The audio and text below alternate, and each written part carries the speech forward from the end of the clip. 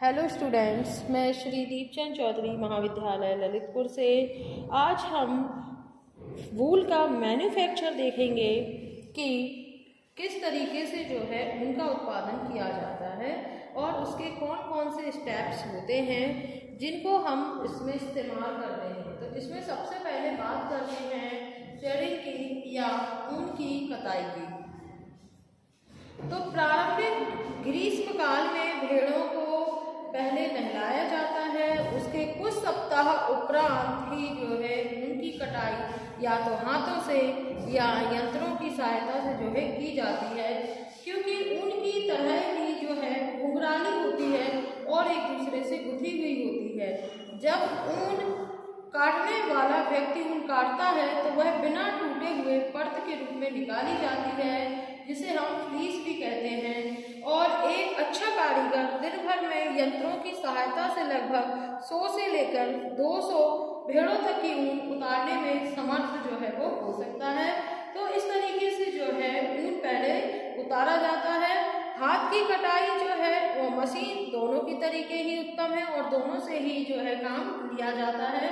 और सबसे अच्छी जो ऊन है भेड़ों के जो कंधों से जो है ये प्राप्त होती है, जिन्हें काटते समय ही अलग कर लेनी चाहिए।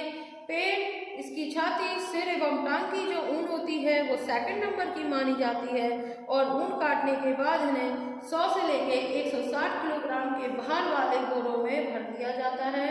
और राजस्थान में मारवाड़ी भेड़ से लगभग प्रति वर्ष 1.5 किलोग्राम ऊन तथा जैसलमेरी भेड़ से 2.5 किलोग्राम तक ऊन जो है वो प्राप्त की जाती है। और इसकी कताई के बाद जो सेकंड काम होता है वो होता है ग्रेडिंग का, यानी ऊन को छांटने के बाद इसको श्रेणीबद्ध करना। तो ऊन को उतारने के बाद जो है इनको श्रेणीबद्ध किया जाता है या छाटा जाता है।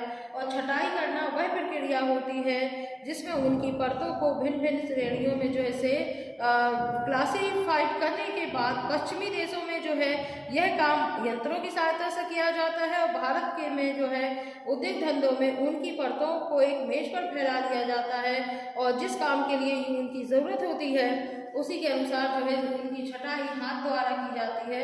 और एक ही भेड़ के शरीर से 15-20 श्रेणियों की जो है वो ऊन प्राप्त की जाती है। जब इसका काम ग्रेडिंग कर ली जाती है तो ग्रेडिंग के बाद जो काम आता है वो होता है वॉशिंग का या स्काउरिंग का। तो ऊन को जो है पंक्तिबद्ध बने हुए 4 हौजों में ले जाकर फिर बारी बारी से इन्हें धोया जाता है और हर हौज में साबुन का गर्म पानी तथा अशक्त क्षार वाला जो है घोल होता है और इस प्रकार उनकी जो गंदगी है या उसका जो स्वेद होता है उस स्राव को जो है इससे दूर कर दिया जाता है। इसके बाद जो चौथा स्टेप होता है वो होता है कार्बोनाइजिंग का। कार्बोनाइजिंग मीन इसका कार्बनीकरण। यद्यपि धुलाई करने पर गंदगी या धूल आदि जो है वो दूर हो जाती है, फिर भी ये संभव है कि इनमें कुछ वनस्पति संबंधित अशुद्धियां रह जाएं, तो इन अशुद्धियों को हटाना जो है आवश्यक होता है और इस अशुद्धि को हटाने की प्रक्रिया को जो है कार्बोनाइजिंग हम कहते हैं। इसके बाद जो इसकी आती है वो होती है ड्राइंग या ऑयलिंग वाली अवस्था। और इसमें क्या होता है कि इसके उपरांत उनको जो स्वच्छ गर्म पानी में धोया जाता है और लकड़ी के डंडों पर सुखाने के लिए इसे फैला दिया जाता है। और सुखाने पर यह ध्यान रखना चाहिए कि वह इतना ना सूख जाए कि एकदम कड़ा हो जाए। और सुखाने के बाद इसे जैतून के तेल या ग्लिसरीन से जो है इसको नरम किया जाता है। इसके बाद जो आती है वो आती है एक डाइंग की या इसे रंगना। तो ऊन को यदि कच्चे माल की स्थिति में रंगना होता है तो इसी अवस्था में इसे रंग दिया जाता है। इसके बाद आता है धुनाई करना या कार्डिंग।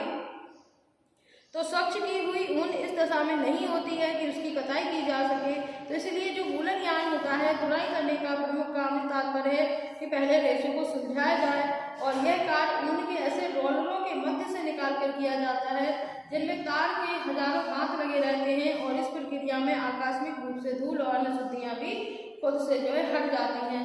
और इस प्रकार जो है वस्त्र बनाने में जो धागा पूर्ण रूप से चिकना बनाया जाता है। इसके बाद जो आता है वो आता है इसमें कॉम्बिंग का या यार्निंग का, जिसे हम कंघी करना कहते हैं। ये जो प्रोसेस होती है वो केवल वस्त्र ऊन के धागों के साथ ही की जाती है। इसमें क्या होता है कि धुलाई हो जाने के बाद इस पर कंघी करते हैं और गिलिंग की प्रक्रिया कंघी करने की प्रक्रिया की एक साथ होती रहती है और इस प्रक्रिया में एक इंच से लगा के 4 इंच तक के जो रेसे हैं वो अलग हट जाते हैं और रेसे जो हैं वो समानांतर हो जाते हैं।